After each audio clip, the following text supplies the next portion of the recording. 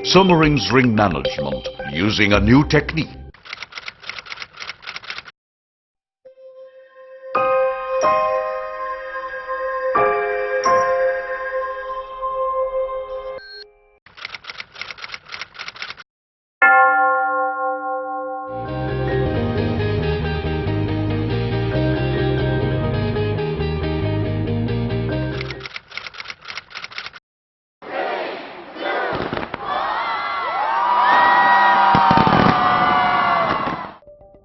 Not all rings are desirable.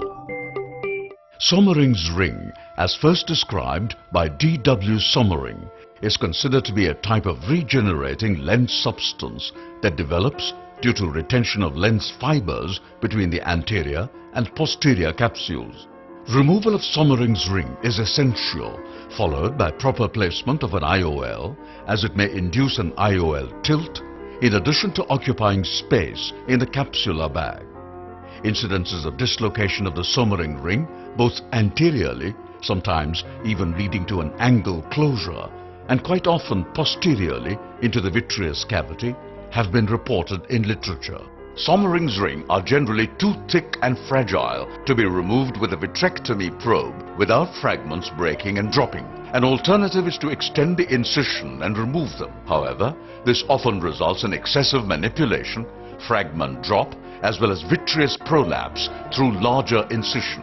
The glued IOL scaffold is a technique described by us for managing a posterior capsular rupture with non-emulsified nuclear fragments in the presence of an inadequate capsular or iris support. The pre-placed IOL acts as a scaffold and allows safe emulsification of the nuclear fragments. In cases of Soemmering's ring with a posterior capsular rupture, the same technique of the glued IOL scaffold is advocated for safe emulsification. Surgical principle. Two partial thickness scleral flaps are fashioned 180 degrees opposite each other after the introduction of infusion into the eye. A three-piece foldable IOL is injected into the eye beneath the Soemmering's ring material. After externalization, the haptics are then tucked into the scleral pockets. Iris hooks are then applied and the Soemmering's ring is dislodged from the periphery into the center. Following this, the hooks are removed and the ring material emulsified. Surgical technique.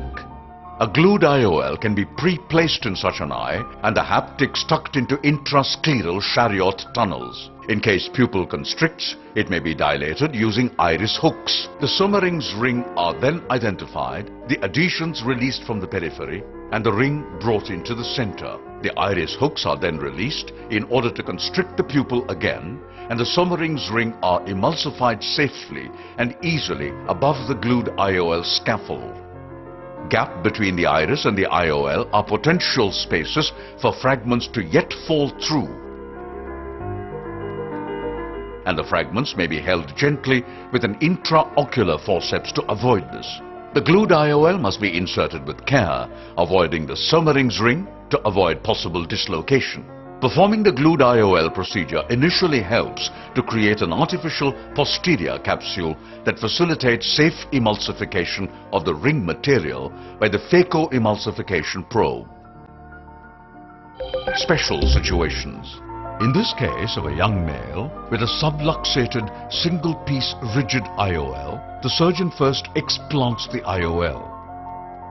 A vitrector is then used to release the synechiae and dislodge the Soemmering's ring. This may be followed by implantation of a three-piece glued IOL, which acts as an effective barrier between the anterior and posterior chambers so that the pieces are safely removed. Better safe than sorry. Ensure the IOL optic acts as the scaffold. In our next scenario of an aphakia with Soemmering's ring, vitrectomy is first done to break all the adhesions. Just as the surgeon inserts the intraocular lens, it ends up landing over the Soemmering's ring, thus making the scaffold ineffective, and as a result, the pieces sink into the vitreous cavity. Bear in mind IOL scaffold always behind the Soemmering's ring. We recommend the placement of the IOL optic beneath the Soemmering's ring so as to effectively compartmentalize the anterior and posterior chamber. In our next case of a subluxated single-piece rigid IOL, a little manipulation by the surgeon pushes the fragment into the vitreous cavity. Now here the size of the pupil plays a crucial role. Keep it small. Narrowing the size of the pupil enhances the safety margin as it safeguards against the drop of the nuclear material, which can be achieved by removal of iris hooks. In our next case of a dislodged bag IOL ring complex, the surgeon first levitates it into the anterior chamber. The adhesions around the haptics are cleared and the haptics externalized. But just as the surgeon enthusiastically proceeds, the vitrector accidentally breaks the haptics. Save your day with an IOL exchange in cases of dense adhesions.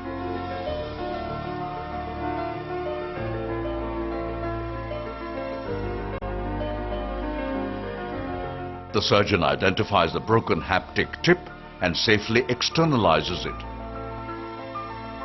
So, irrespective of the size and type of Soemmering's ring, complete or incomplete, central or peripheral, thick or thin, this technique is applicable in all cases of Soemmering's ring with associated posterior capsular rupture. A simple misstep can result in devastating consequences. But it is what we learn from these mistakes that makes us better surgeons.